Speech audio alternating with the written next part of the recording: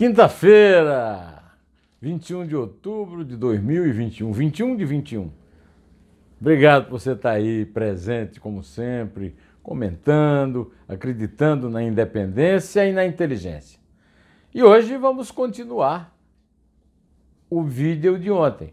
Ontem nós passamos um bom tempo aqui com você, né, e merecemos o seu apoio, o seu aplauso, o seu entusiasmo, comentando a leitura do resumo do relatório do senador Renan Calheiros na Comissão Parlamentar de Inquérito da Covid no Senado. Eu fiz vários comentários a respeito da reação do governo e aqui eu volto para comentar. Primeiro, a reação do Bolsonaro, né? Um dia depois de ter comemorado, porque iria ser indiciado por 11 crimes, um time de futebol inteiro, cada jogador um crime, comemorou porque passou para 9 crimes, inclusive crimes contra a humanidade, pelo amor de Deus. Agora, comemorou quando? Como? Comemorou fazendo propaganda do kit Covid, que é uma das causas desses indiciamentos. Comemorou anatemizando a vacina, ou seja, ele me lembra muito aquela frase do Richelieu a respeito dos Bourbons na França, né? Eles não esqueceram nada, mas não aprenderam nada. O Bolsonaro nunca aprendeu nada. Por isso, ele é, como eu defini num tweet que eu fiz ontem, acompanhando o relatório do Renan, o pior governante do Brasil desde o primeiro governador da Bahia, Tomé de Souza, no século XVI. O pior, disparado. Mas nem o PT conseguiu concorrer com a dupla posse da senhora Dilma Rousseff, que não é também assim nenhum gênio da humanidade, para não dizer o contrário, né? Pois então, agora, por que é que ele faz isso? Por que é que ele desdenha das acusações da CPI? Porque ele acredita que essa CPI vai dar em pizza, porque ele acredita que não vai adiantar em nada o relatório que a CPI vai mandar para o Procurador-Geral da República, porque o senhor Augusto Aras foi nomeado para a Procuradoria-Geral da República e depois de novo, né, pela segunda vez, voltando para lá, para livrar Bolsonaro de incômodos, inclusive desses incômodos de processos criminais. Vai ser uma CPI agora que vai fazer o senhor Augusto Aras mudar de opinião.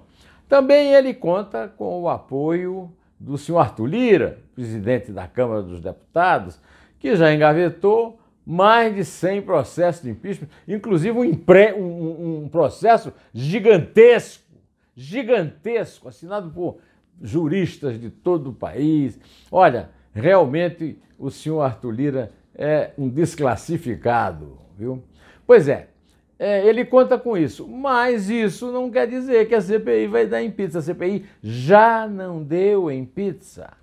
E você vai saber por quê agora, porque é o seguinte, olha, a CPI impediu negócios de 250 milhões de dólares de corrupção em compra da vacina Covaxin. Isso já é um grande feito. A CPI já produziu um grande trabalho a respeito do desleixo, da insensibilidade, da incompetência do Bolsonaro, quando contou que os irmãos Miranda, Luiz Miranda, deputado federal, e Luiz Ricardo Miranda, funcionário do Ministério da Saúde, lhe contaram que havia graves ilícitos e pressões no caso da compra dessa Covaxin do laboratório indiano Bharat Biotech. Pois é, então, e por que é que não vai dar em pizza? Porque já não deu em pizza.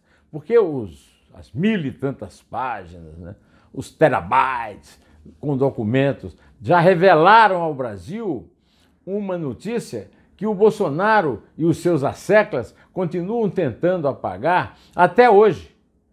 Hoje eu comentei na Rádio Eldorado como as redes sociais em que o Bolsonaro acha que o elegeram em 2018 estão atacando a CPI, o Renan, o Omar Aziz e o Randolfo Rodrigues principalmente. Olha, meus amigos, isso não quer dizer nada. Na mesma reportagem que o Estadão publicou isso, publicou também que 77% dos comentários a respeito da CPI foram negativos. Ao Bolsonaro, entendeu? Ao Bolsonaro, ao desgoverno dele, aos ministros da saúde dele. Meus amigos, né? Não é bem por aí, né? Agora, neste mesmo dia em que nós estamos aqui, acabamos de completar 50% de vacinação anti-Covid, eu tomei até agora meu braço está doendo, felizmente. Santa dor! Magnífica dor, estou feliz que o meu braço está doendo. Nesse dia, o Alexandre de Moraes, ministro do Supremo Tribunal Federal, resolveu mandar prender o influenciador de YouTube, Alan dos Santos, foragido nos Estados Unidos, para que venha cumprir prisão aqui no Brasil. Aí eu quero esclarecer uma coisa aqui, logo no começo. Tenho menor simpatia pelo Alan dos Santos. Considero uma pessoa lamentável a serviço de um golpe fascista e tenho o maior desprezo por ele, da mesma forma que eu tenho certeza que, se é que ele me conhece, ele tem o maior desprezo por mim. Isso não quer dizer que eu vou aplaudir o gesto do doutor Alexandre de Moraes. Sabe por quê? Porque o Alan dos Santos é um preso político. Nós estamos numa democracia e essa democracia falha, porque permite que o Supremo Tribunal Federal faça presos políticos. Permite que o Supremo Tribunal Federal use a Polinter para prender um cidadão brasileiro por crime de opinião num país em que ele está escondido, sem asilo, mas que está escondido por ter produzido algo que um ministro do Supremo achou que era um crime de opinião. Contra eles do Supremo, né? Então eu tenho defendido o Supremo nas decisões com que eles se deparam com o Bolsonaro, mas essa não dá. Não dá, sabe por quê? Porque o Alexandre de Moraes está aí dando 45 dias para a Polícia Federal investigar se o Bolsonaro cometeu prevaricação ao atender os irmãos Miranda e não mandar investigar a denúncia que eles lhe levaram.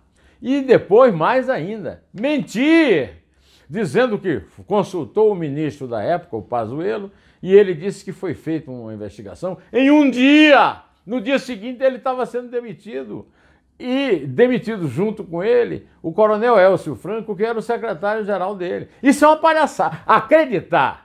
Acreditar nessa versão do Bolsonaro e mais, acreditar que a Polícia Federal precisa de 45 dias para descobrir o óbvio. Até o ajudante de ordem do Bolsonaro já disse que houve a reunião. O Bolsonaro nunca negou. Isso já era um assunto para ter tido uma decisão do relator desse processo, que é Alexandre de Moraes, e no próprio plenário do Supremo. Não se brinca com uma coisa dessa. Um servidor público e um deputado vão ao presidente da República fazer uma denúncia e ele prevaricou. Mas olha, não precisa nada, não precisa investigar coisa nenhuma. Basta ver os fatos. Inclusive porque só viemos saber disso 1 mês ou 2 meses depois do acontecido, porque eles foram depor na CPI. E contaram que o Bolsonaro disse que isso é rolo do Ricardo Barros. E o Ricardo Barros foi lá na CPI, enfrentou todo mundo, sabe por quê? Porque a Polícia Federal está fazendo um processo de mentirinha, de fancaria, de uma Polícia Federal sabuja do Bolsonaro, cujo delegado Paulo Maiorino, que é o diretor-geral, é um sabujo, puxa-saco do Bolsonaro, e o ministro da Justiça, que é o chefe dele, o Anderson Torres, mais ainda. E o presidente da BIM, ainda mais, a Agência Brasileira de Intervenção. E mais, o Alexandre de Moraes está dando de 9 meses em 9 meses de aumento de prazo para a Polícia Federal investigar se realmente o Bolsonaro interfere politicamente na Polícia Federal, como foi denunciado pelo ex-juiz e ex-ministro da Justiça, Sérgio Moro. Não dá para acreditar numa coisa dessa. Todo dia o Bolsonaro interfere, todo dia ele fala que está interferindo. E E aconteceu uma coisa vergonhosa. O Supremo não decidiu se ele devia ir lá na polícia depor ou se ele devia mandar por escrito. Sabe o que aconteceu? Demorou tanto tempo e ficou tão desmoralizante que o próprio Bolsonaro decidiu ir pessoalmente. É assim mesmo, não marcaram o depoimento que ele disse que vai fazer, pessoal, presencial. Ora, tem um ministro e um tribunal que mantém presos políticos, como o Daniel Silveira, o Roberto Jefferson e o Alan dos Santos, agora no exterior, sendo trazido num processo de extradição que vai demandar tempo, recursos públicos, etc., para serem presos políticos numa democracia que se orgulha de ser um Estado democrático de direito. Meus amigos, pelo amor de Deus, né? Agora, o que é pior de tudo isso é que realmente o Bolsonaro tem razão em esperar que o Aras e o Lira vão se interpor no caminho do relatório do Renan e vão jogar no lixo. Agora, o que é que a população vai achar disso? Hein? Não sei não, não sei se vai apoiar tanto não. Mas tem coisa pior acontecendo no Congresso, viu? Hoje o jornal o Globo está publicando uma obra-prima, que é um artigo do meu mestre, do professor da USP, Modesto Carvalhosa, no Globo, né? Cleptocracia legalizada. Eu vou ler aqui para vocês um trecho desse magnífico estudo sobre o retrato da cleptocracia, quer dizer, o governo dos ladrões no Brasil. Cleptomania, né? Cleptocracia. Bom, segundo o professor Carvalhosa, claramente não vivemos num Estado democrático de direito, mas sim numa cleptocracia legalizada, cujas instituições, Congresso, Executivo e STF, estão inteiramente voltadas para garantir a impunidade dos políticos e o assalto legalizado aos cofres públicos. Antes, no Brasil, corrupção era crime, agora é lei. Enquanto houver reeleição, voto proporcional, fundo eleitoral, fundo partidário, emendas parlamentares no orçamento, nomeação de ministros do STF pelo presidente da República e não tivermos voto distrital, candidaturas independentes e sistema de recall, teremos sempre nos governando essa casta inqualificável de homens públicos, entre aspas. Eu quero lembrar a você que existe uma coincidência interessante, né? Eu sempre falo que a deusa Clio da história bastante gozadora, irônica, né? Pois a gramática também é, porque você sabe muito bem que desde a antiguidade se trata as prostitutas como mulheres públicas, porque são mulheres de todos, não são só de alguns, ou também homens que também vivem do sexo pago, né? Pois é, então homens públicos serve duplamente para quem é servido pelo serviço público, e não para quem presta serviço público, e pelos que se prostituem na corrupção, né? Eu quero ainda, antes de terminar, lembrar a vocês que o Paulo Guedes banca o agente 000, né?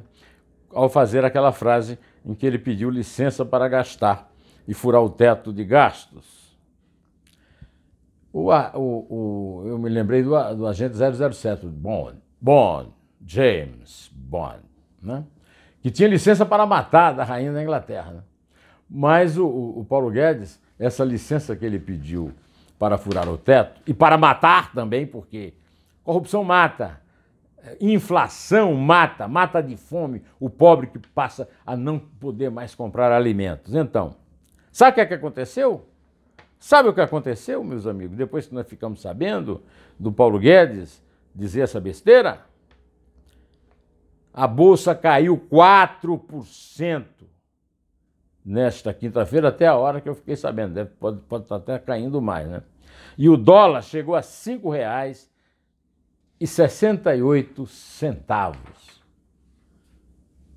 É isso aí. A minha avó, Quinô, Joaquina Moreira Pinto, dizia que o castigo não vem a pé, vem a cavalo. Hoje eu diria que vem em foguete da NASA, né? Não pilotado pelo ministro Marcos Pontes, né? Pois então, vou ficando por aqui, direto ao assunto. Em té! E só a verdade salvará a nossa pátria amada por nós. Não por eles, não por essa súcia, por essa cambada.